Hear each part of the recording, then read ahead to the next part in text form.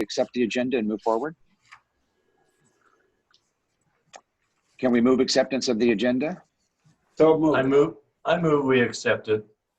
Great. We've got a first and a second. All those in favor say aye. Aye.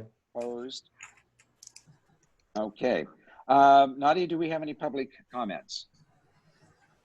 We do. Mr. Bell will be addressing the commission. Great. Fred, very glad to have you with us here today. The floor is yours. Good evening, and I apologize. Normally, dealing with David, we would get something on and actually come over and brief you. But we're moving fairly quickly over here. I wanted to give you a status on the F-117A, the stealth fighter, real quickly. We have been approved for all the permits, including the state permit with the state of California to move the aircraft. The aircraft will move on the 28th of September and be somewhere on Palm Springs tarmac. We're working with the staff at the airport as far as offloading the airplane. We will formally retire the airplane, if you have your pens ready, on October the 3rd at 5 o'clock on our tarmac. Lockheed will be here along with representatives of the Air Force, and we'll have an F-117 pilot here as well. For those of you who are really deep airplane geeks, the tail number on this airplane is 833 for you to look it up. It is a veteran of it's the second highest combat time aircraft in United States Air Force fleet.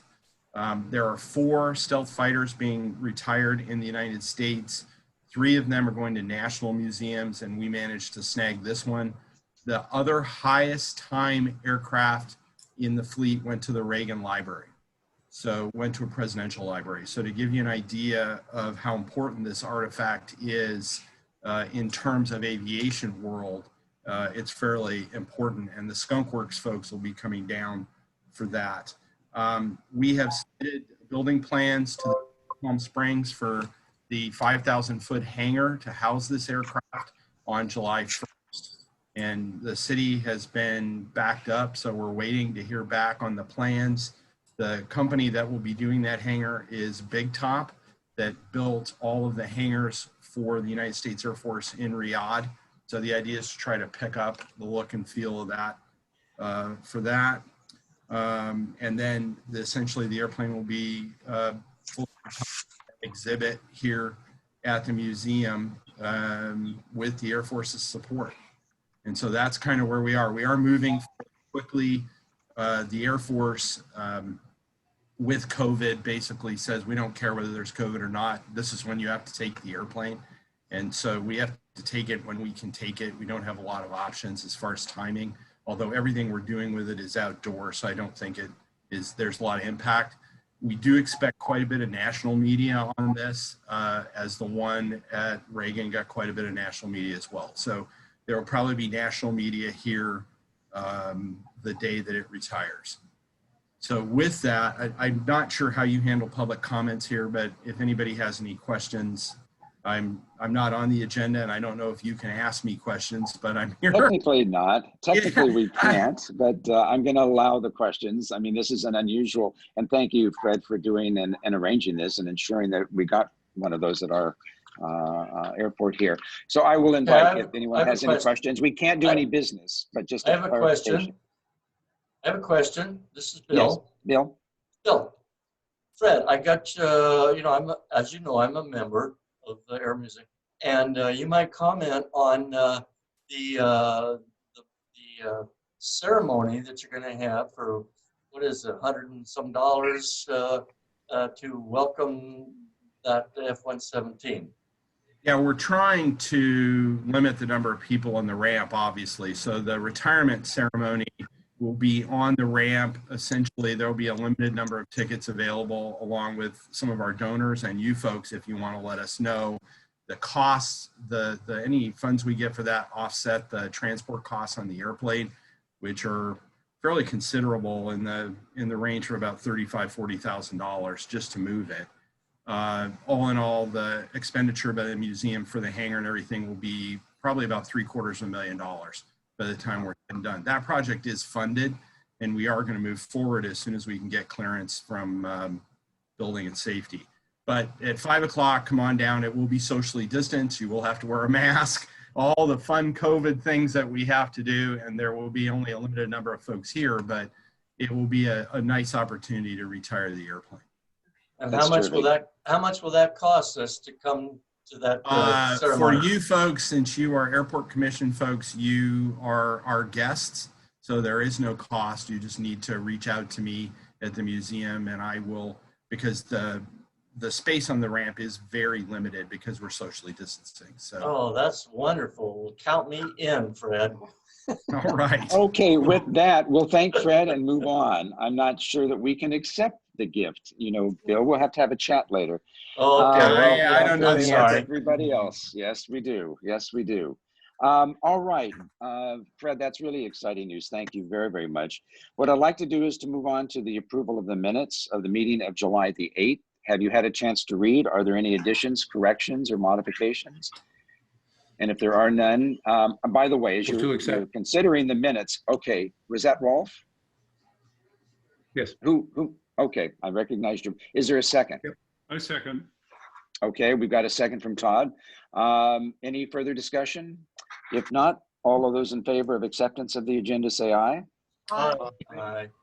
Any opposition? Any abstentions? No. Okay. Then we're going to move on to the chairman's report. And what I would like to do, I'm glad everybody's remained healthy during the summer. And we're certainly looking forward to the fall weather for a change. It has been one of the hotter summers on record as I can recall. But I would ask that if every commissioner, if you be sure to mute your microphone so there's no background noise or anything else. And if you would like to speak or ask a question, simply raise your hand. Nadia, can you see everybody at once on the screen? Yes, I can. Okay, you good. So Nadia, if you will keep the speakers list, because I can only see 9 at a time. Okay. If you could just in order, we'll do as we do in our regular in-person meetings. When you raise your hand, we'll put you on the speakers list and we'll just call everybody in order. And that would be the easiest way to go about it. As I mentioned earlier, when David Reddy comes in, we're going to move that to that part of the agenda, and he may come in right at the appropriate time. As we move forward, we're talking about new airlines and new destinations at this meeting. First, I wanted to give kudos, public kudos to Scott White and to Tom Nolan, as well as to Ulysses and representatives of the Palm Springs Tourism Bureau for their unwavering and collaborative leadership and working together with Southwest for the past 2+ years, as well as with other airlines to either add to the routes or to actually come into the airport. I have to say the Coachella Valley-wide community response to the Southwest Airlines announcement, as well as to the announcement of other destinations to be served, is unprecedented, quite frankly. I personally have never seen as many social media posts or received as many emails and phone calls in my role as chairman of the Airport Commission about this announcement as I have any other aspect of the Palm Springs Airport during the 6 years I've been on the Airport Commission, or the last 2 years as chairman. In particular, many of you asked how this relationship was achieved. So I invited Scott White of CVB to share with us this evening the exciting events that led up to the announcement of new airlines serving Palm Springs and new destinations. I will tell you, Tom did keep me in the loop on the confidential negotiations as chairman of the Airport Commission, but they were all confidential, as Scott, I'm sure, will share with you. And only when the airlines made it clear that they would permit the announcement could announcement be made. You may recall at other Airport Commission meetings as well that when we received updates, that Scott reported and Tom reported as well that it wasn't a question of if Southwest would come, but when it would come. And it was really a matter of their business model and some other events. And of course, then we had COVID, our passenger clientele went down, but we're excited to think that this is going to move forward. And as Scott had noted in his email to all of the commissioners, and will likely comment today, it's going to depend upon the ability of Palm Springs to receive approval from the state to schedule conferences and events once COVID-19 is under control. So there's a lot of work that lies ahead. I know our commissioners and our community leaders and our friends and neighbors are going to do everything necessary to ensure that Palm Springs returns to its glory days that supports all airlines serving the Coachella Valley. So in a movement, we'll move to Scott White. But first, I wanted to talk about the agenda a little bit more. Later in this meeting, you're going to receive a report from Gerald Adams, who's chair of the Landscape Committee. And the Landscape Committee met earlier this week. And Gerald is going to share some very exciting news with you about some of the turf plans and as well as painting of the benches. So we'll get to that as we move forward. I've also asked the committee chairs to meet after today's commission meeting, but before the October commission meeting. So the marketing committee that's chaired by Patricia Breslin will be meeting, and actually the new deputy director of aviation and marketing should be able to join her and that committee when they meet once that person comes on board. And I think David Reddy is going to speak to that when he arrives. And then the budget committee with Rolf as chair, the operations committee, Jan, and then the noise committee, if there is any business to discuss. They're under a slightly different charter than the other committees. So what I'd like to do now is to move on to the introductions and the presentation of the agenda. So I'm going to turn to Ulysses to take it from this point. Thank you, Chairman. I think everybody probably shares the same excitement and interest in the new air service development here at the airport, with Southwest being the primary trophy in what we're going to talk about. We put together a chart that I'm hoping Nadia can share with you right now that kind of summarizes the most recent announcements of air service at the airport. And that said, after that, I'm going to let Scott kind of take over and answer some questions as well. So just to make sure everybody is operating with the same knowledge and so forth as we go in today, there's been several announcements over the last, what seems like 2 or 3 days, but it's actually been over the last about 2 weeks. So obviously the biggest one of interest is Southwest. And today they have yet not announced what cities they will be flying to, their schedule, their fares, or their launch dates. Everybody's very anxious to receive that information, as are we. We've been in continuous dialogue with Southwest since they announced that they were going to come. They've been here one time to look over the facilities. Recently, since then, they are keeping the cities very close to their vest on sharing information, but they are very excited about joining Palm Springs, serving the community, and moving forward with that. JetBlue also announced their service to Fort Lauderdale. American Airlines as well to Philadelphia starting in December on a Saturday-only flight once a week. Allegiant has also identified that they're going to be serving Boise and Eugene, respectively, starting November 19th and 20th. And then Boutique Air, which is a small airline, they fly a 9-seat aircraft, and they're going to be flying starting October 1st. They're going to be leaving Phoenix for Palm Springs, head over to LAX, return back to Palm Springs, and then end up at Phoenix every evening. So that will be a daily flight. So hopefully everybody has this information, and we try to get that information out to all of you as quickly as possible once the confidentiality curtain was lifted on from these respective airlines. So with that, allow me to turn it over to Scott, or allow the commissioners to ask any questions. Scott, if you want to. Okay, I'll go ahead and proceed. So I'm gonna back up just a little bit. The CVB is a joint powers authority. We're primarily funded by the hotels. 85% of our funding comes from what we call a tourism business improvement district.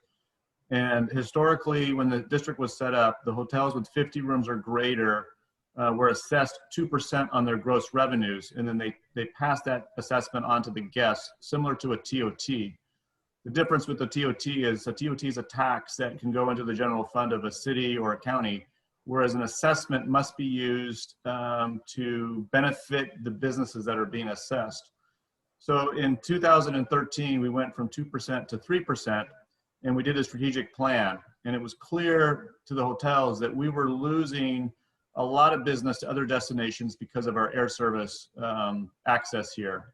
We just weren't able to compete with places like Phoenix, as you can imagine, Tucson, South Florida, San Diego, and so forth. And then in 2015, we hired a company called InterVistas to assist us with air service development. And at that point, we had an agreement with the airport, Tom Nolan and the team, that they would work on the operations side. They would have an incentive in place to help with joint marketing, the waiver of fees for operations and landings and so forth. And then we would work on minimum revenue guarantees, joint marketing agreements, and so forth. And that's when we started attending conferences called Jumpstart and Routes America. And I think I saw in the PowerPoint, I think on the next one it shows where that kind of started. So if you can go to the next one, there we go. So in 2016, we went with InterVistas to Puerto Rico and attended Routes Americas. Routes Americas probably leans a little bit more international, but Southwest was there, and we had our first meeting with them, pitching them the Palm Springs destination. And as you can see, this continued for the next 4 or 5 years or so, making presentations at the various conferences, Jumpstart, and then we had emails and conversations throughout the year. And what you don't see here is a lot of data is requested by them in terms of, they would ask us for data about where are the second homeowners, where do they live, credit card data. And as a result of that, we would purchase credit card data from Visa. We hired research companies to show them where the second homeowners were from. And so they would every year would ask us for new kind of information or data that we would provide to them, and we'd purchase as we went along. In 2017, 3 of the network planners came out in July and took a visit to the destination. We hosted them for a dinner at the JW Resort in their private kind of kitchen chef's table area that they had. And then they took a tour of the airport. And at that time, that's when they made the comment that Palm Springs is on the list. It's the largest airport in the Southwest, especially in California, that we're not servicing at this time. However, they did indicate to us that they were negotiating for Hawaii. And that was a bit of a disappointment because we got put on the back burner as they were going through the Hawaii process. And they used that as an excuse for about 2 years, saying we need to get Hawaii operational and we need to get that solidified before we can look at your destination. In 2018, we actually went and visited them at their Dallas headquarters.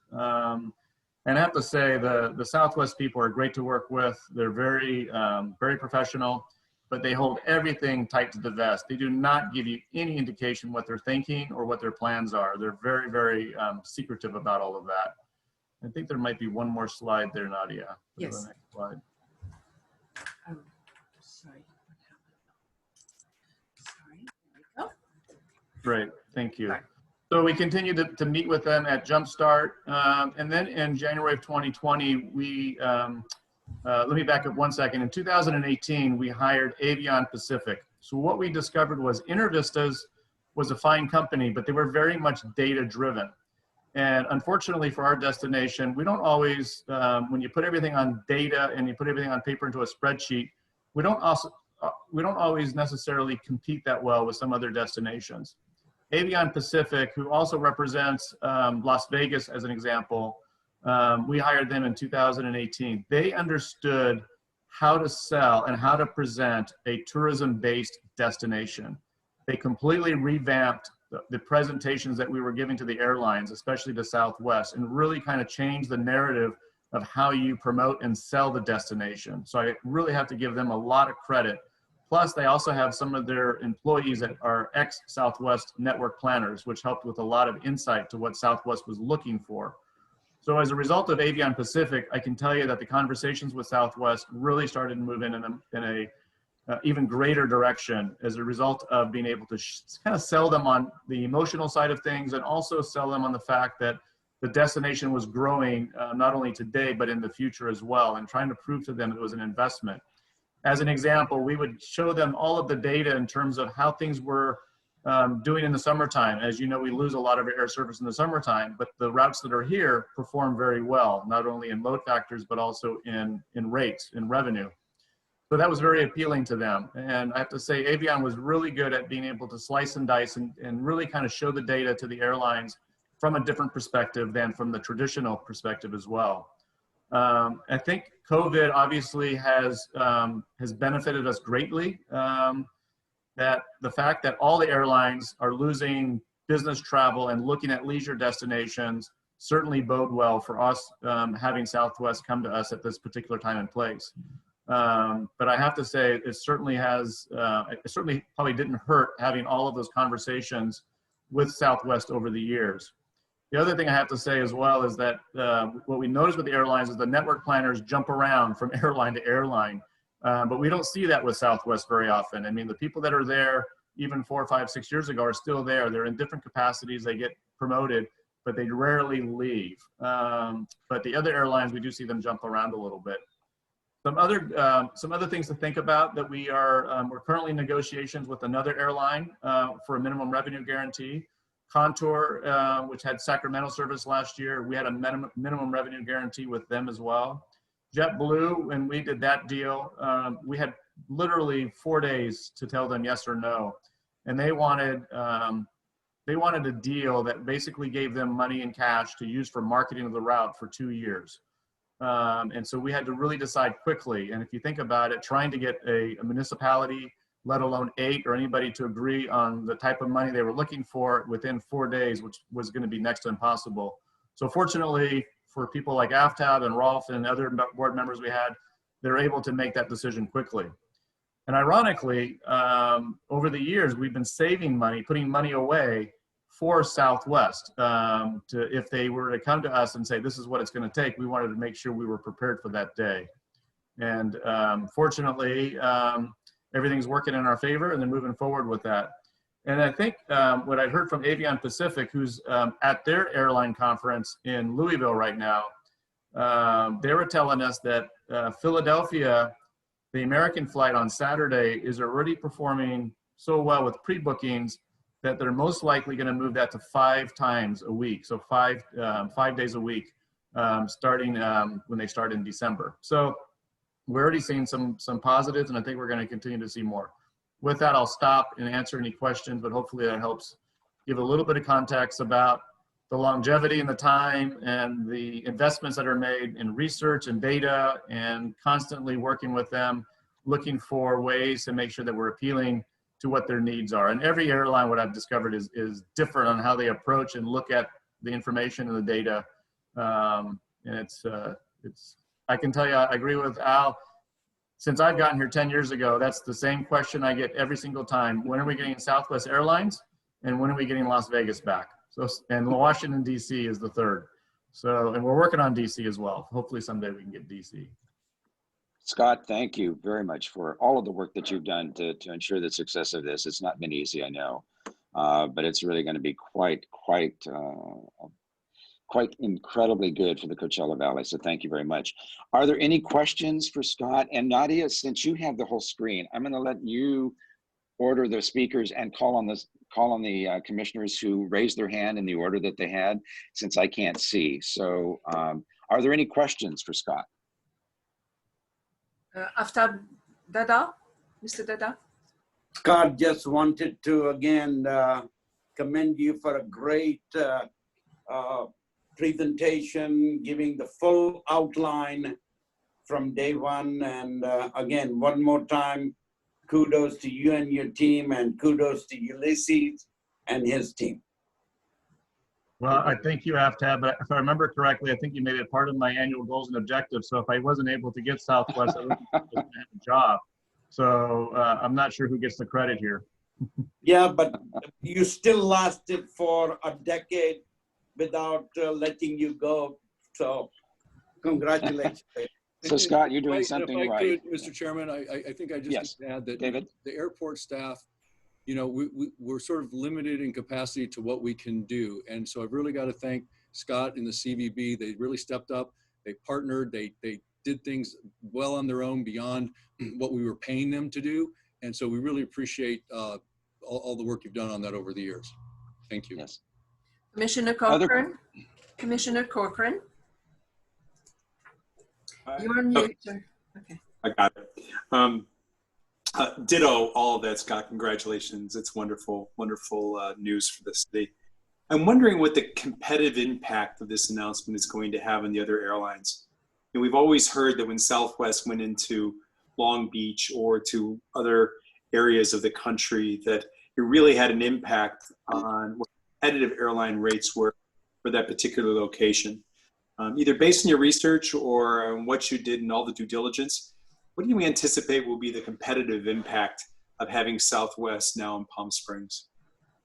It'll definitely have an impact. I think the key is going to depend now on what cities and what routes they announce. So once we see that, then we'll have a better idea on what the impact will be. But yeah, you're correct. We see that in other destinations when Southwest comes in, it definitely brings the fares down. We got a couple of anecdotal comments. We got an email from somebody recently that was flying home, but comes here for the wintertime from South Dakota, and said in the last 7 years, this was the cheapest fare they've ever gotten. And they wondered if that was because Southwest was coming into the market or not. So at this point, we won't know until we know what cities they're going to be going into. But certainly if they go into hubs like Denver, you're going to see a lot of movement on those flights on United coming into Denver and connecting through. So it's a good thing. We need that. We're one of the, in a weird way, that's been our selling factor to the airlines for service in the past, is that Avion Pacific would use the fact that our fares are typically a little bit higher, which I know as a consumer, we don't want to hear that. But when you're pitching the airlines, it helps them and has confidence for them to maybe take a risk and look at our destination for it, because they realize that they can generate a little bit more money to the bottom line. So it will be interesting. They will definitely be a disruptor. Thank you. Other questions, Nadia? I want to thank you as well. And I just want to reiterate what David said. This relationship came about 5 years ago when I think we all realized that the FAA had so much limitation on what the airport could do. It was imperative that we had to have an organization such as ours that represented all of the cities and the tourism community to be a partner on this. And it's a great partnership, and we love working with the airport. And we're excited about what the future is in store for us. It's got a lot of opportunities over the next couple of years. Couldn't come at a better time. Any other questions, Nadia, for Scott? No, Mr. Chairman. I also want to thank Peter Freymuth. Peter would always join us at all of our different events. I know he was at the Airport Council event when we had it at the Hyatt Indian Wells, very supportive, and Rolf as well. So everybody's been very supportive. So just want to thank you, all of you. We appreciate it. It's really probably one of the most critical components of our industry, and it's going to certainly help us get through this pandemic a little bit easier. Great. So thank you. Scott, thank you again. We can't express our appreciation as much as you need. It's just amazing. All right, then we're going to move on. I see David Reddy is with us. David, are you ready for the city manager's report? Thank you, Mr. Chairman. Actually, there's nothing formal to report. I'm just here to watch you great commissioners in action and answer any questions. Thank you. Okay, I want that recorded, and also I want it notarized and everything else. All right, let's move forward then to the budget and finance report. Ulysses? Yes, Mr. Chairman, I'll ask Mark Chu to talk about the finances. Mark? Where are you, Mark? There he is. Well, Mark gets on the line. I just want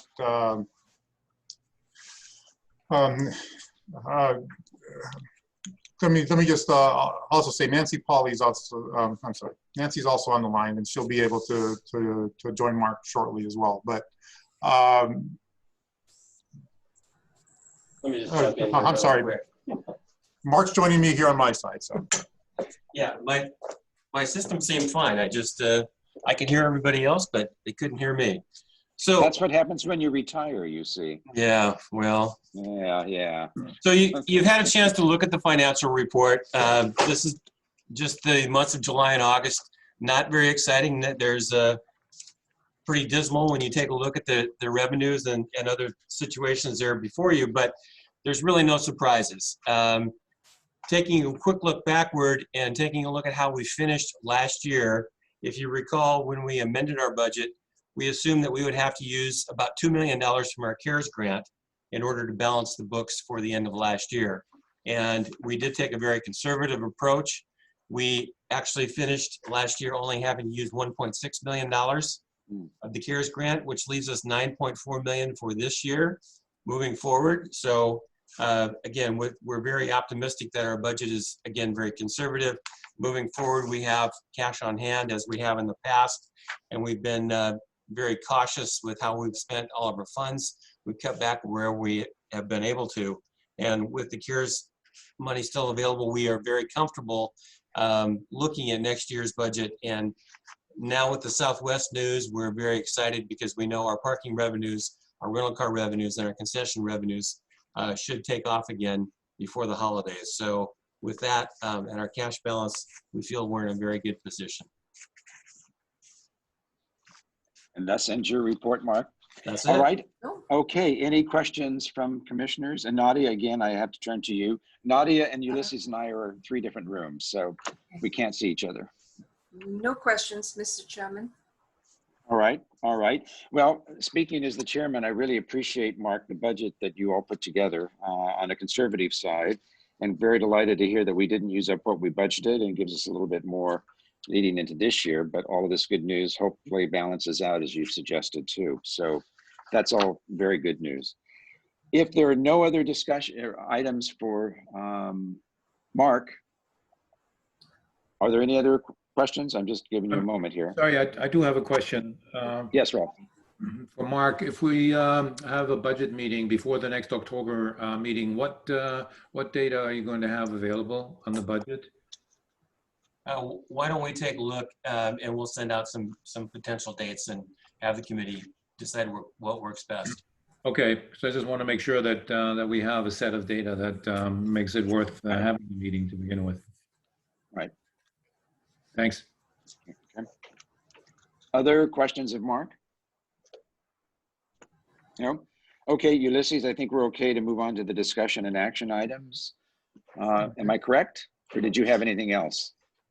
No, that is, Okay, that's the next item. So okay. with that. This is a lot easier when we're all sitting next to each other, isn't it? It is. It is. Okay. And I'm trying to locate, I thought Gerald was on. Is he on? Yeah, No. Gerald, No, Gerald. He's I think, not? is on. He is not. I thought. Okay. No, I thought he was on. It was, but he was planning to be with us. he was. So, Mr. Chairman, I'm going to just kind of briefly set this up and then go straight Yes. to Patrick Talarico. Briefly, Okay, but- that'd be great. Okay, so the Landscape Committee met this past Monday at the first time since COVID-19 and so forth. One of the items that was discussed was a follow-up discussion that started about 24 months ago related to landscape and how we can transition some of our existing landscape to something that would be a little bit more friendlier as it relates to water conservation in lieu of the drought situation that the state was facing. So with that, in the past, Tom Nolan had invited Patrick Talarico, our sustainability manager, to come and make presentations. And he's asked again now to make a presentation to the committee. I'm sorry, to the commission. He presented something to the committee and he's going to share that today about a program that he's excited about, and so are we. So Patrick, if you want to start. Sure. Thank you guys, and thanks for having me. And so I'll try to keep this a little more brief than with the Landscape Committee, but I wanted to share with you 2 projects that we are excited to try to move forward at the airport. So the first is a demonstration garden project where we are getting funding from the state partially, and also from Desert Water Agency to help us implement. And then also wanted to present to you some phasing ideas and concept designs for turf conversion more broadly at the airport. And so I'm going to share my screen here for a couple of minutes just to show you. So again, here to talk about just 2 projects. So the demonstration garden and then some turf conversion ideas for later on down the road for the airport in general. So first, the demonstration garden. The Sustainability Commission was involved with helping our landscape architect try to identify ideas and a concept design for a demonstration garden that would be in the area that's in between the terminal and the fountain. Right now that is largely turf, as well as some annuals that are planted there along the edges. And so the goal of this effort as a demonstration garden is to show off certain plants that people could plant that are both drought tolerant and conducive or adaptive here in the desert. And so we've identified things like pollinators and pollinator plants, wildflowers, some sort of edible plants like herbs that could be planted, as well as the things you typically see like succulents and cactuses and things like that. Our idea here was to keep the landscape fairly low, so no big trees are planned for this area. And we try to also preserve that view shed from the airport out through to the fountain and up to the mountains. We know a lot of people who come in kind of seek that view out when they land. And so we wanted to make sure there was still a corridor and a view shed for them to take pictures and that kind of thing. And so most of the plantings are kind of along the sides of the demonstration area, and people could walk through the paths, and there will be signage kind of pointing out different plantings so that if they're interested in pursuing them, they could take note of those. We'll also plan to use some technology around that, maybe scanning barcodes so that they could get more information on plants. There will still be sidewalks on either side of the demonstration garden area so that people can go directly to the parking area, and also directs them to the walkways that are in between those two plots of land. So the idea here again is to get water efficient and drought tolerant landscape and plants. And one of the things that we're working on trying to identify is some sort of climate adaptive turf in the middle. So we really want to kind of preserve the essence of the look that is there now. And so we're working on trying to find something like a buffalo grass, or there's another plant that I can't remember the name of, that's sort of low to the ground, looks like turf, but isn't really turf and doesn't require as much water. And so anyway, this is really just the concept design phase. And so we would, assuming there's no objections or changes from the Airport Commission, we would take this forward to the full City Council for their approval. And then the next phase would be to identify specific plants. And so we would work with our landscape architect to figure those kinds of things out. So that's really the concept behind the demonstration garden.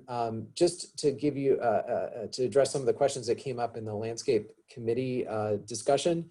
First of all is the funding. As I mentioned, we are doing this through grants from the state, as well as some funding from DWA, and then funding from the sustainability budget. Our hope is that the project will be about $150,000. $60,000 of that would come from the state.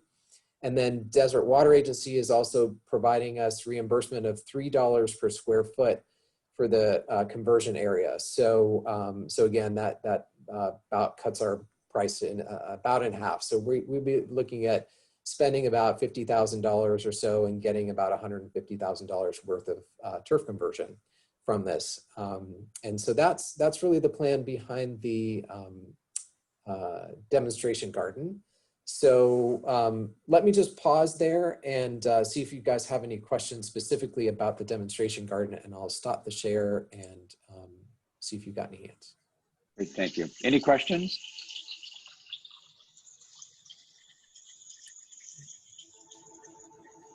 No? All right. Sorry, Commissioner Pai? Commissioner Pai? Yes. Some time ago, we were doing something with the turf committee, and I don't remember what the subcommittee was of Palm Springs, but they came in after we had done everything and then wanted us to change. Is there someone else on the committee that remembers that? It may have been the sustainability committee, I'm not sure.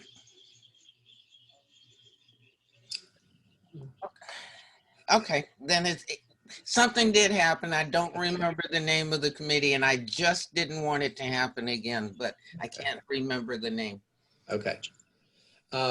So the process that we've outlined and talked with our planning office and everything is that we would go from the Sustainability Commission to the Airport Commission and then on to council. So hopefully that process sticks. But again, we'll see how that flows. But that's the plan anyway. And this is an action item for us here today too. The Landscape Committee did endorse the plan. And we would like the commission to consider its endorsement in order for it to move forward to the city council. I have a question for Mark regarding the budget. Where do we find this allocated in the budget? So I can actually answer that. This is right. Being paid for out of the airport budget. This is being paid for out of the sustainability budget. Right. So, okay. Yeah. No cost to the airport. No.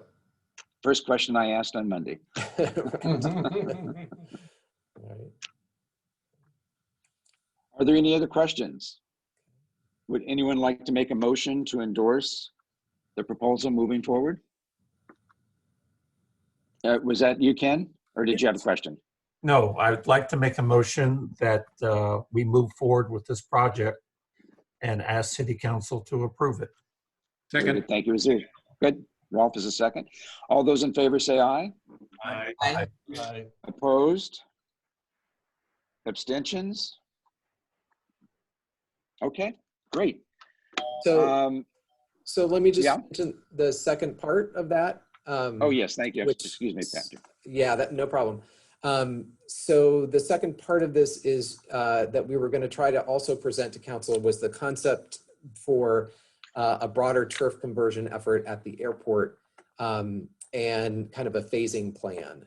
So I know that the airport had gone down this road, as Commissioner Pai had mentioned, and the costs were fairly large to do the entire airport at one time. And so what we were trying to do is identify how we could kind of parse out the various areas in kind of a logical fashion such that we could do it in phases as we got money. And so this is an area where we would be looking eventually for airport funding to help out with this. And again, this is sort of down the road at this point. And so again, when things maybe get a little bit more normal, we can talk more about how we get funding for it. The other thing I would like to do very much is work with Desert Water Agency to partner on these and see if we could get some outside funding similar to what we did for the demonstration garden. So again, that's sort of down the road, but I did want to just share it with you. Turf conversion at this point is pretty standard. And what we would be suggesting here for the various parts of the airport would be to do something similar to what you've got already in some of the parts of the airport. So this is an example of those kind of the finger islands that lead into the entrance at the airport. Some of the area has already been converted. Down here in the lower right, you see some of the area that's already been done. So the idea here would just be to continue that on with a variety of plants, low growing plants, a few trees, and then some rocks and some gravel in there. These fingers in particular are a little bit problematic because they are sloped. So a lot of the water just runs off of there. So that's one of the areas we identified as potentially doing early on. And then another area that we thought of as kind of a priority is this area around Ramon and Gene Autry. This would be done to sort of mirror the desert scape that is up on the north end, up at Gene Autry and Vistacino. And so there would be a similar look and feel to this as there is up on the north end. And again, we would keep things low here. We recognize that we don't want to plant some large trees at the end of a runway. So again, we would kind of keep this theme going with some different colored rock and some different plantings, a variety of different types of things. And the goal here with these planting, unlike the demonstration garden where we would be looking for very different sorts of plantings and maybe things that people aren't used to, is really to go with things that are going to look good and to be low maintenance and to be require very little water. So again, sort of keeping consistent with generally with the kinds of things you might see in other desert-scaped areas. And so from a bigger picture perspective, we would start with these couple of kind of entry places and then look at, especially along El Cielo, that's an area that we really wanted to target with some conversion efforts. And we just tried to identify areas that were about 10,000 square feet in size, because that ends up being about $200,000 worth of work, we think. And so, so anyway, so we were trying to keep that in our minds in terms of budgets.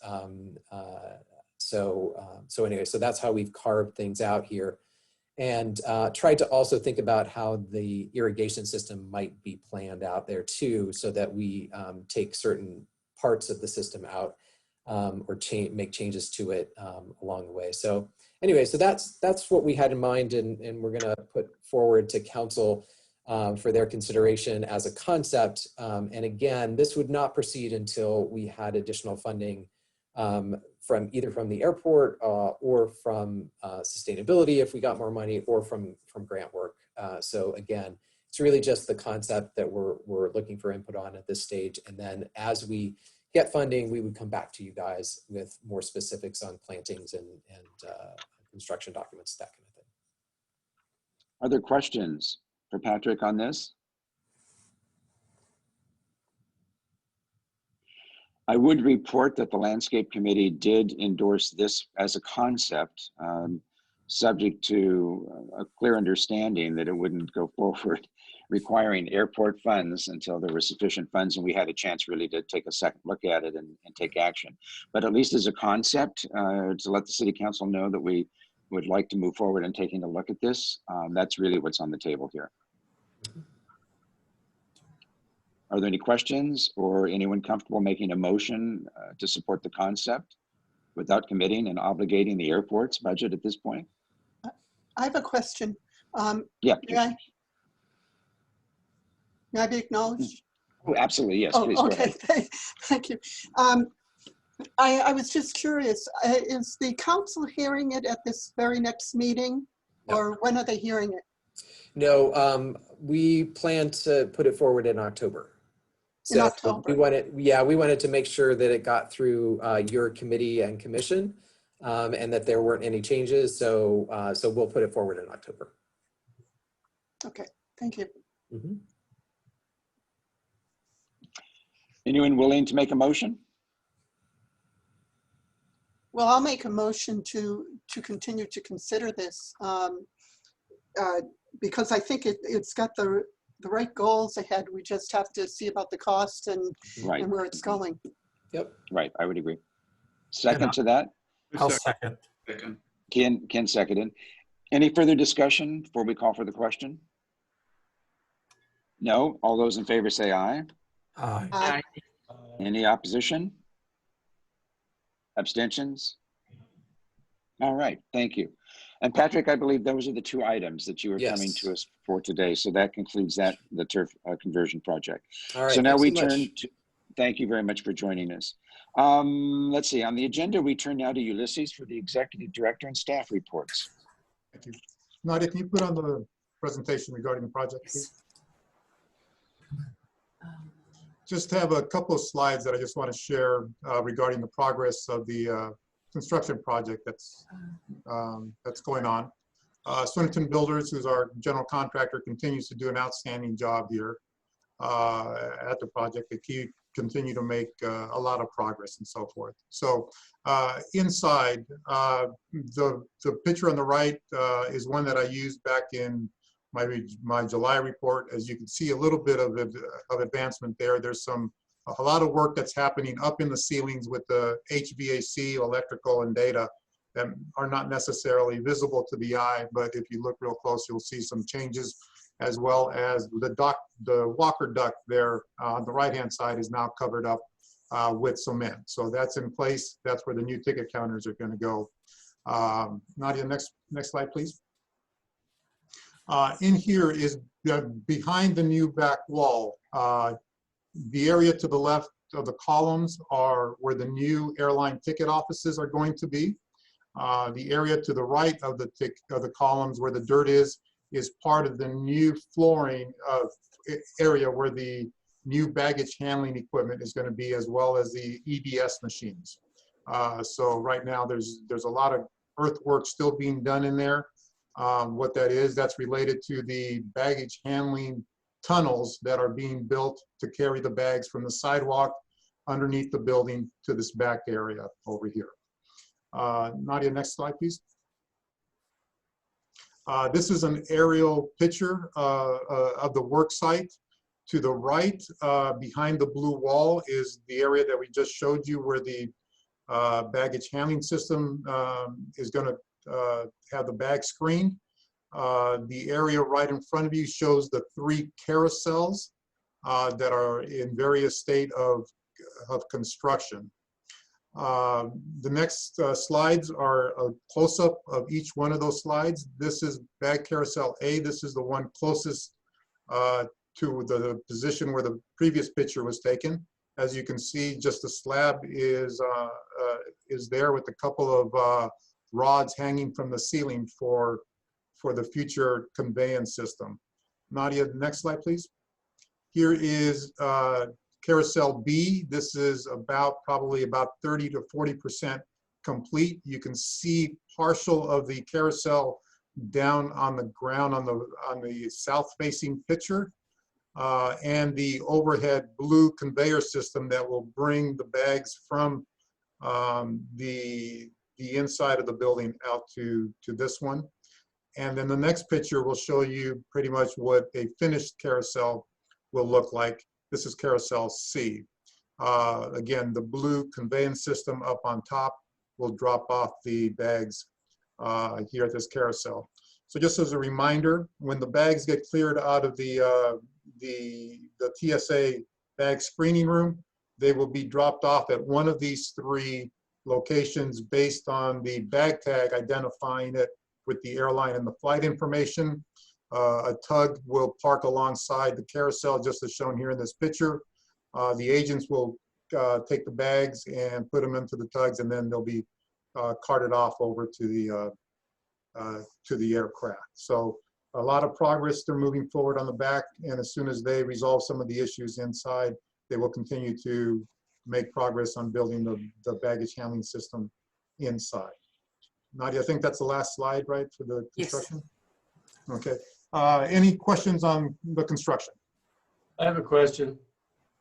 Yes, What's the timeline on completion of the entire project of the ticketing wing and the baggage remodel? Both of those, the entire project right now is scheduled to be completed in May of 2021. Okay, next spring. Thank you. Yeah, so just a very high level area. They're looking to potentially give us the ticket counter areas, hopefully right around between Thanksgiving and Christmas. The baggage handling system hopefully is in operation right before we hit our peak months of February, and then the south ticketing wing will be the final phase, and that will take us through February and May timeframe, and then that will complete the project. Thank you. Any additional questions? Thank you. Next item that I'd like to report on is I got great news for the commission. We have a start date for the new air service marketing manager. They are going to start October 5th. His name is Daniel Mayer, and he brings experience both from working at an airline as well as working at an airport. So we are excited to welcome him on board. And at the next commission meeting, we'll make sure that he introduces himself, and then you get a chance to meet him. The other item related to personnel issues is, as stated earlier, Mark will be retiring. And with that, we have out in the industry an announcement recruiting for his position. Our hopes is that we find a replacement and we get an opportunity to have them come on board, so Mark and the new individual can basically overlap, at least for a short period of time, so that way Mark can help him transition into the new position. One of the other things that we have going is the TSA, despite the fact that we have obviously a slow time period during the summer and our numbers of passengers have dropped during COVID, the TSA is doing some enhancements in the security checkpoint area that will definitely help with the throughput and the efficiency of the TSA agents.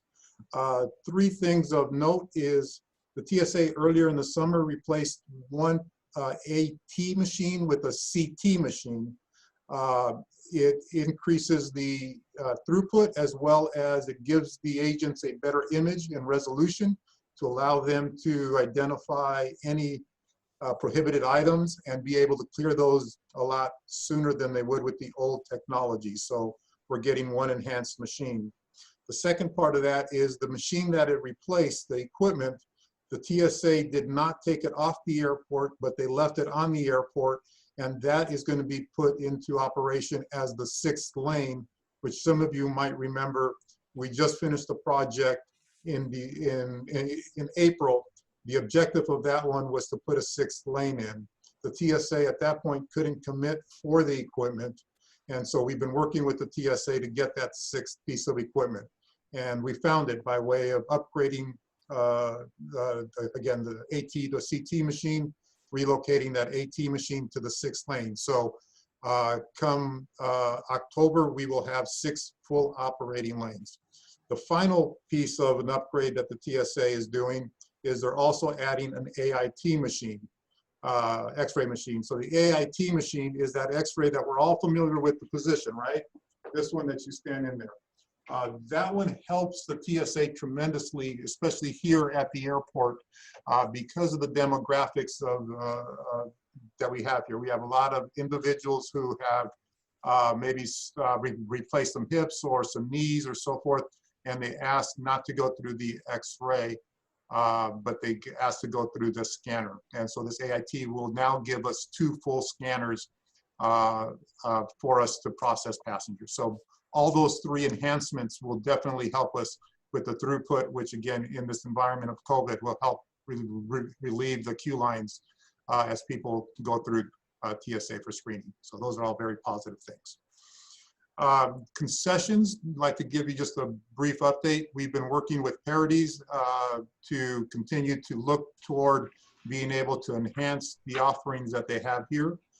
They are working right now to try to open up the old Starbucks location as soon as possible with a new coffee shop concept. No start date yet, but we are working on those. I'm going to let Mark add anything that I might leave off here at the very end. They are also waiting for final approval of their liquor license so they can start offering alcohol here, and they're also looking at a way to provide service at the 12th Fairway. That was a restaurant up at the top of the Bono, at the top of the escalators up there. We are also looking at a way to have Paradies be able to provide some type of offerings at the RJ.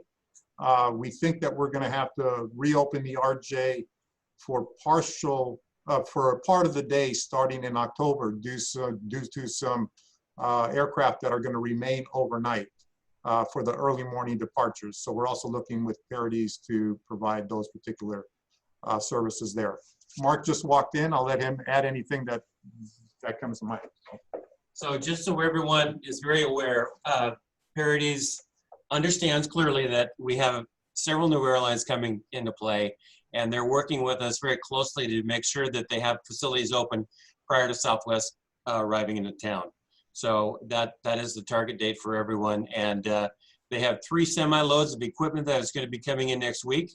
So they're out ahead of this, we feel, and they're working very closely with us to accommodate everything we're asking for. Quick question. You're talking about they're working to open the old Starbucks. Is that before or after security? Which Starbucks are we talking about? The after security one. Oh, the after security one. Okay. That is the one that did about 5 times the level of business. Typically, people don't buy their beverages and then go through screening because you can't go through with liquids. I know that all too well. Are there any questions either for Ulysses or Mark on this item? I will just add personally, being in that demographic, although my hip replacements occurred when I was 50, I have had 4 hip replacements and I always have to go through this. So I'm delighted to have an extra one here, as a matter of fact, because I always have to ask for it.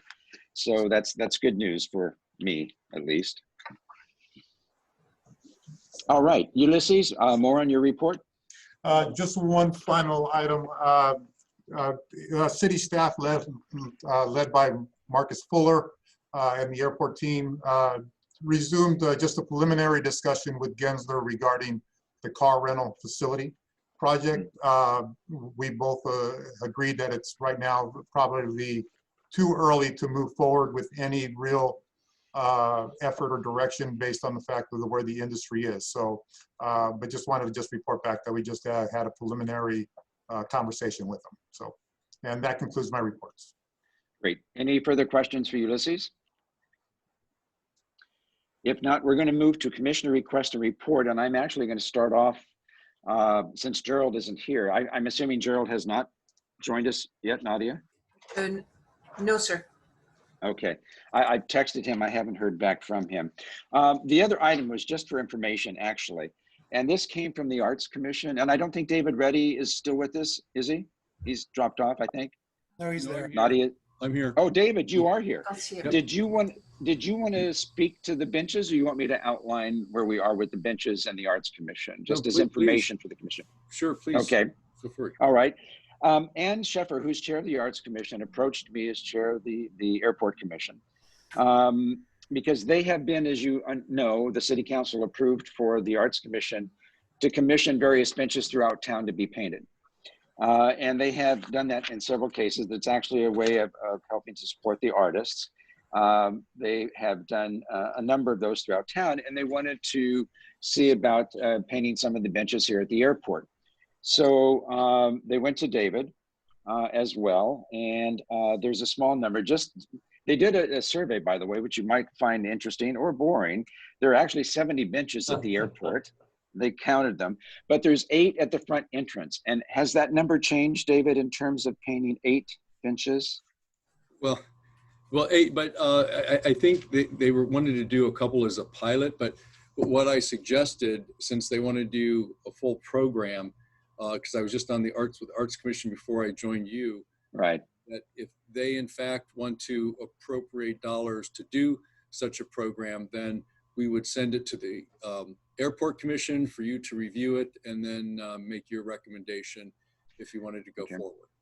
For how many benches was that? I mean, I thought they had already been approved to do like up to 8. Is that not would you be coming to the commission now for any benches, or I'm not clear? No, since you've just got off. Yeah. So if the commission approves funding to do additional benches at the airport, which I suspect. Okay, additional. Then what I will do is I will get it on your next agenda for you to review the program and the process, and then you can decide whether make a recommendation whether you like the program or not. So I just, since the program is broadening from just a couple benches, I felt it would be important for the board to see the entire program. Right. This is kind of unfolding as we talk. And as David and I had talked before, and still has to be, the painting on whatever benches, if the commission moves forward with the recommendation, would have to be consistent with the airport. Some of the benches downtown, while exciting, aren't necessarily, I think, appropriate for the airport setting. So David had said, and asked Ann and others that, you know, we would need to kind of see kind of what they're suggesting.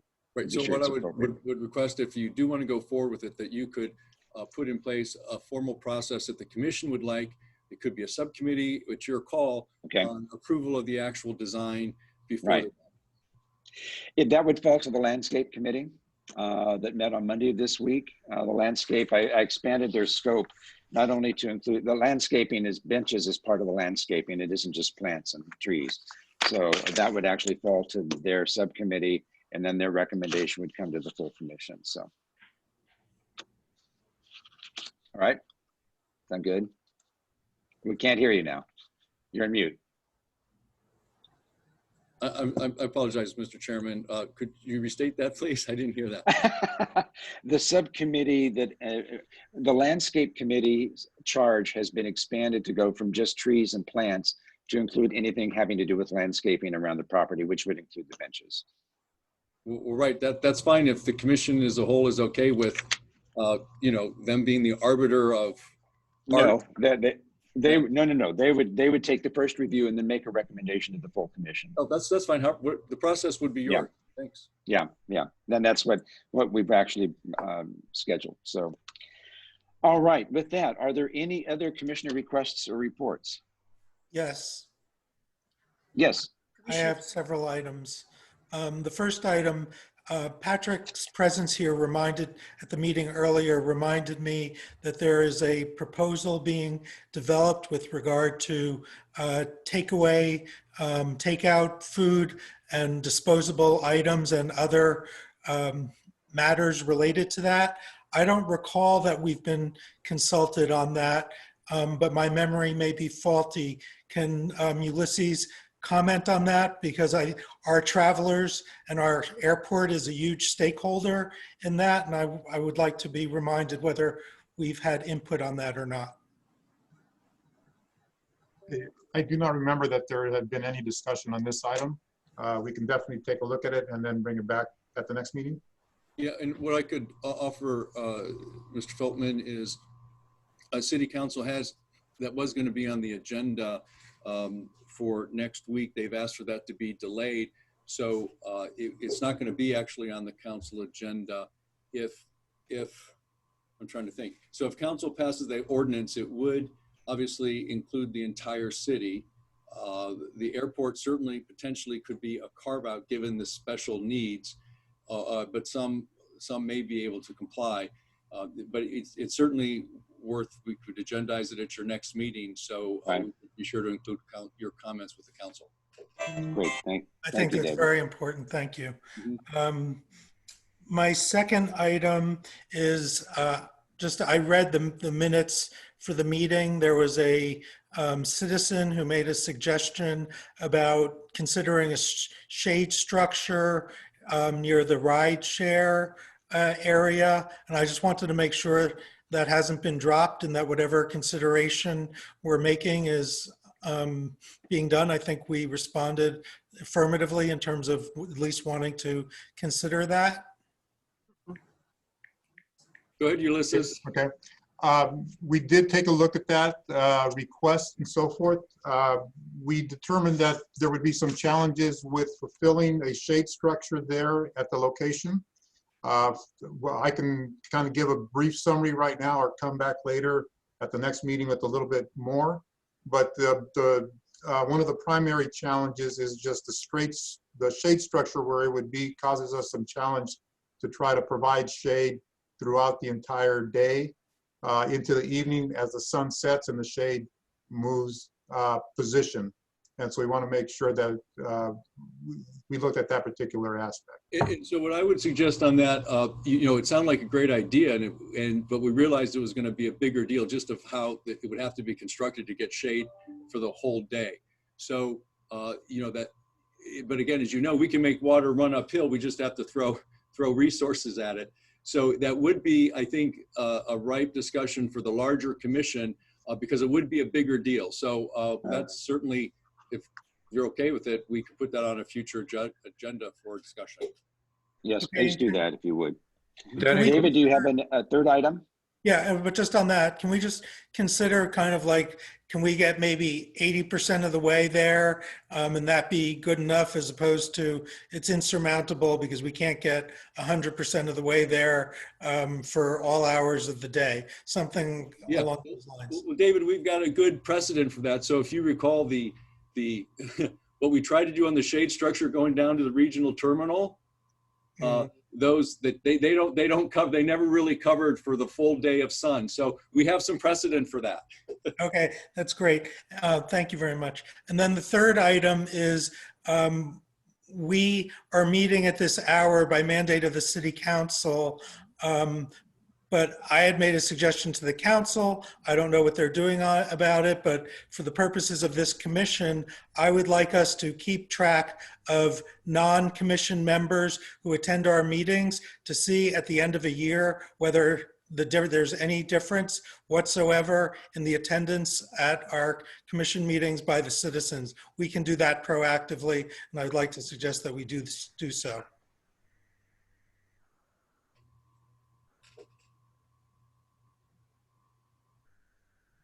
Well, let's put that to, we'll talk about that at a future agenda then. Do you have any other items at this point, David? No, I'll count that as being agendized then. If they, we'll talk about it. I'll talk with David and others in the commission. I don't see a lot of interest at this point. Does anyone want to have this an agenda item moving forward? Well, if I could suggest, I mean, if a commissioner is just asking, basically we have the minutes and it's easy to track who the public comments are. So that's just a statistic that we could keep track of. Yeah. Yeah, I mean, it wouldn't be just for the airport commission necessarily. It would be for all commissions meeting after 5:30 I wasn't evening. trying to change the world. I was just trying to track our own participation of the community in our meetings. Changing the world is not really one of my goals. All right. I don't see anything wrong if we track it for the airport commission, but the action the airport commission chooses to take would be a commission decision and not just an individual decision, of course. So we can track it and then we can come back with that in the future time. Excellent. David, any other questions or does that cover yours? That covers. Thank you very much. Okay. Any other commission requests? Yes. Or reports? Yeah, I had actually the same question as David. They took care of it regarding the rideshare shade cover. But as I'm listening now, that would, if you move ahead with that, we also would then have to consider what we're doing on the taxi line. Yes. Yeah. Yes. Yes. Because if you put a shade up on the rideshare, immediately the question comes up, you know, why not on the taxi line? No, that's right. Right. Correct. You're right. Patricia? Yes, thank you. Oh, am I still mute? No. Not to put a fly in this because I like a shaded area as much as anyone in the heat. But what will we do with social distancing in these shaded areas? Will they be confined on the sides or? No. Yes. No. Bigger discussion. Yes, indeed. Just asking. Yep. All right. Any other questions or comments? Rolf, did you have any or others? No, that was it. Thank you. All right. Are there any other commissioner requests or reports? Yes. Hello, everyone. I would like to know if we can reconsider, we can consider reinstating the priority lane for TSA, for checking with TSA, priority lane. We don't have one right now. I know we got TSA pre and we have general boarding.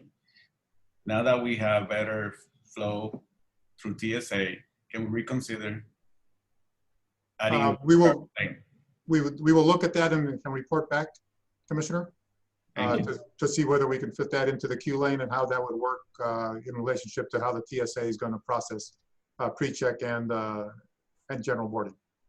Thank you. Isn't that a requirement for the TSA to have the pre-check? The commissioner is not asking for the pre-check. He recognizes that that's there. This is a priority line that that's more for the benefit of priority passengers from respective airlines. Okay. Right.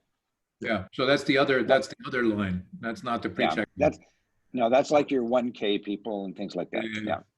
Yeah. Okay. Any further commissioner requests or reports?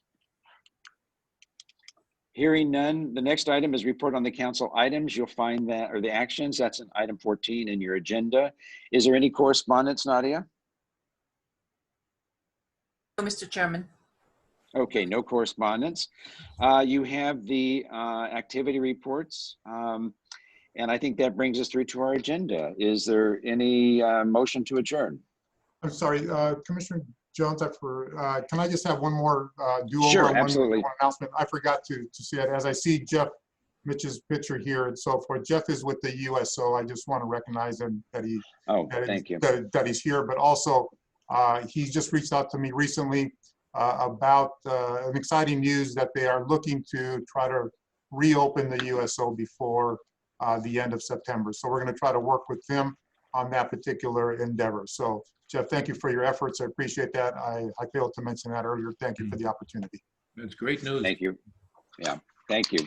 Thank you for catching that, Ulysses. I can't see everybody. I can only see 9 people at a time. So, all right. Is there any motion to adjourn? So move. Second. Second? Okay. I heard a first and a second. All those in favor of adjourning, say aye. Aye. Aye. All right, then we'll see you in October, excuse me, our October meeting. Sounds like we're going to have a full agenda. So enjoy, stay safe until then. Thank you all. Thank you. Thank you.